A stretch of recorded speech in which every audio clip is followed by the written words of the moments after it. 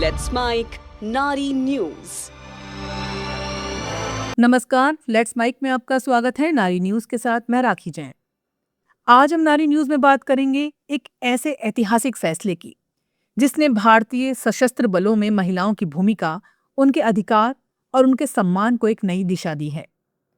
हम बात कर रहे हैं सुप्रीम कोर्ट के उस महत्वपूर्ण निर्णय की जिसमें सेना, नौसेना और वायुसेना में शॉर्ट सर्विस कमीशन के तहत सेवा दे चुकी महिला अधिकारियों को न केवल न्याय मिला है, बल्कि उनके साथ हुए वर्षों के भेदभाव को भी स्वीकार किया गया है।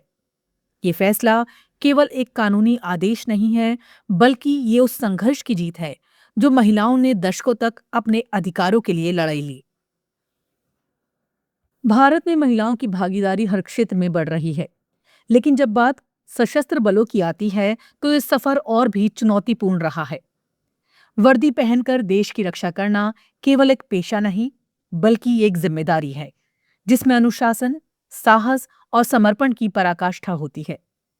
लंबे समय तक ये माना जाता रहा ये क्षेत्र केवल पुरुषों के लिए है, लेकिन महिलाओं ने उस सोच को धीरे धीरे बदलना शुरू किया।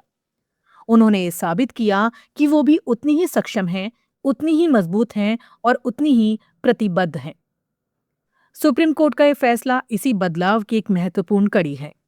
कोर्ट ने साफ कहा कि महिला अधिकारियों को स्थायी कमीशन से वंचित करना उनकी योग्यता की कमी नहीं, बल्कि व्यवस्था में मौजूद भेदभाव का परिणाम था। ये टिप्पणी केवल एक कानूनी तर्क नहीं है, बल्कि ये उस सच्चाई को उजागर करती है जिसे लंबे समय तक नजरअंदाज किया गया। जब किसी महिला को केवल उसके लिंग के आधार पर अवसर से वंचित किया जाता है, तो ये न केवल उसके साथ अन्याय है, बल्कि ये संविधान के मूल सिद्धांतों के भी खिलाफ है। इस फैसले के तहत उन महिला अधिकारियों को बड़ी राहत दी गई है जो स्थायी कमीशन न मिलने के कारण सेवा से बाहर हो गई थी। कोर्ट ने माना कि उन्हें 20 साल की सेवा पूरी करने के बराबर माना जाए और उन्हें पेंशन तथा अन्य लाभ दिए जाए। ये निर्णय उन सैकड़ों महिलाओं के लिए एक संबल है जिन्होंने अपने करियर के एक महत्वपूर्ण साल देश की सेवा में दिए, लेकिन उन्हें वो मान्यता और सुरक्षा नहीं मिली जिसकी वो हकदार थीं। इस मामले की जड़ें करीब 2 दशक पहले तक जाती हैं, जब 2003 में पहली बार इस मुद्दे को अदालत में उठाया गया। तब शायद किसी ने नहीं सोचा था कि ये लड़ाई इतनी लंबी चलेगी, लेकिन केवल ये केस नहीं था, ये एक आंदोलन था, समानता के लिए, सम्मान के लिए और अधिकारों के लिए।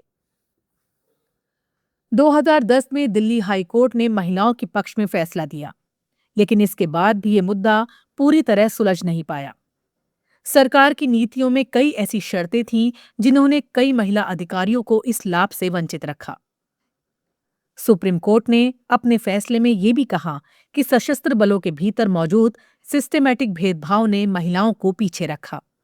ये एक गंभीर टिप्पणी है, क्योंकि ये केवल व्यक्तिगत मामलों की बात नहीं करती, बल्कि ये पूरे सिस्टम की मानसिकता पर सवाल उठाती है। जब ACR यानी परफॉर्मेंस रिपोर्ट इस सोच के साथ लिखी जाती है कि महिलाओं को आगे मौका नहीं मिलेगा, तो ये उनकी योग्यता को कम आंकने जैसा है।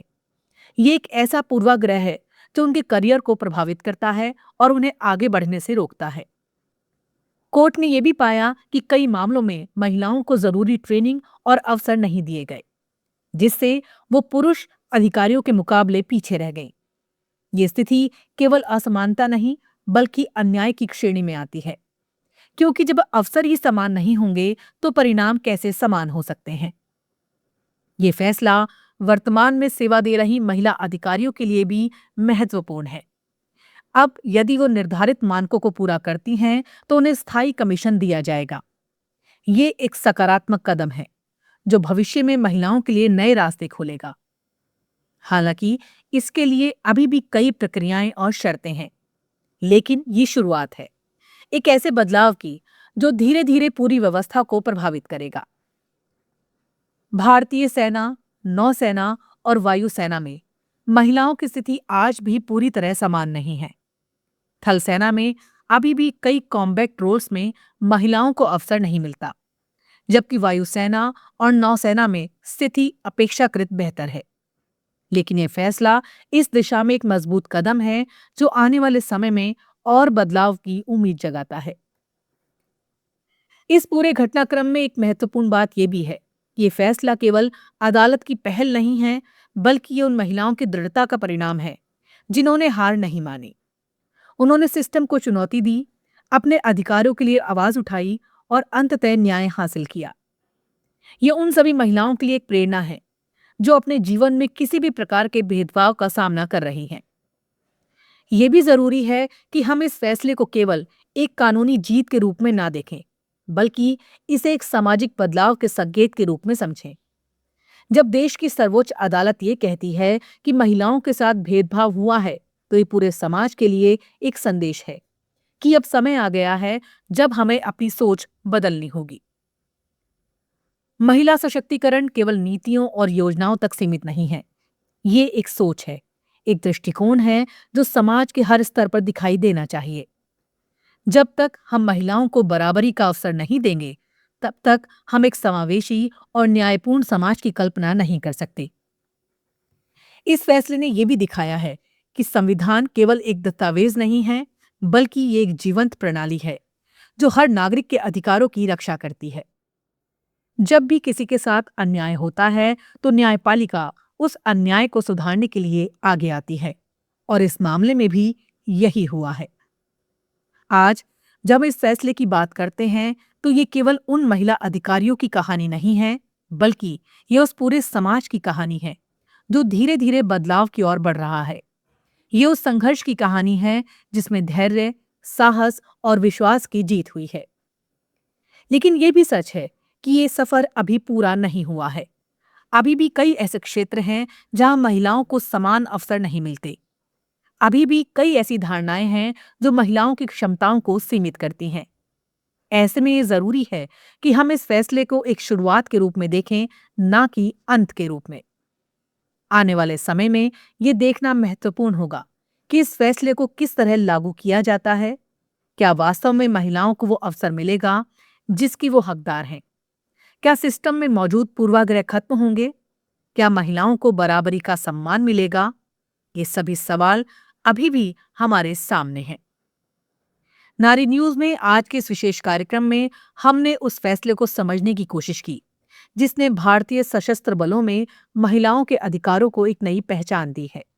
ये केवल एक न्यायिक निर्णय नहीं है, बल्कि ये एक उम्मीद है, एक ऐसे भविष्य की जहां महिलाओं को किसी भी क्षेत्र में अपने अधिकारों के लिए संघर्ष ना करना पड़े। और अंत में बस इतना ही, जब एक महिला को उसका अधिकार मिलता है, तो ये केवल उसकी जीत नहीं होती, बल्कि ये पूरे समाज की जीत होती है। ये उस विश्वास की जीत होती है जो हमें एक बेहतर और समान समाज की ओर ले जाता है। और शायद यही इस फैसले का सबसे बड़ा संदेश है कि न्याय में देरी हो सकती है, लेकिन न्याय मिलता जरूर है। नारी न्यूज में आज के लिए बस इतना ही। अगली बार फिर बात करेंगे किसी नए विषय पर। तब तक के लिए देखते रहिए, सुनते रहिए लेट्स माइक। नमस्कार।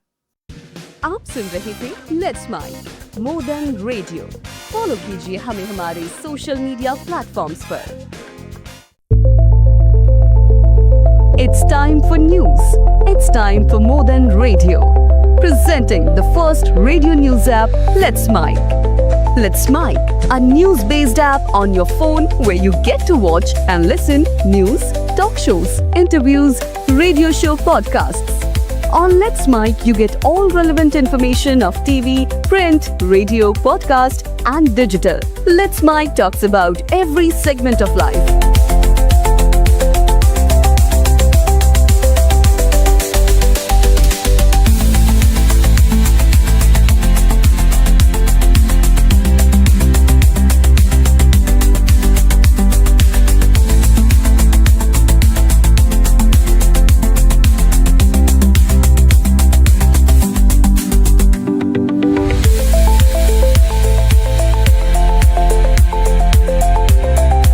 Download the app now from Play Store. Available both on Android and iOS mobile phones. Follow us on YouTube, Instagram, Twitter, LinkedIn, Facebook, Telegram, WhatsApp, Snapchat. Let's talk, let's connect, and let's mic.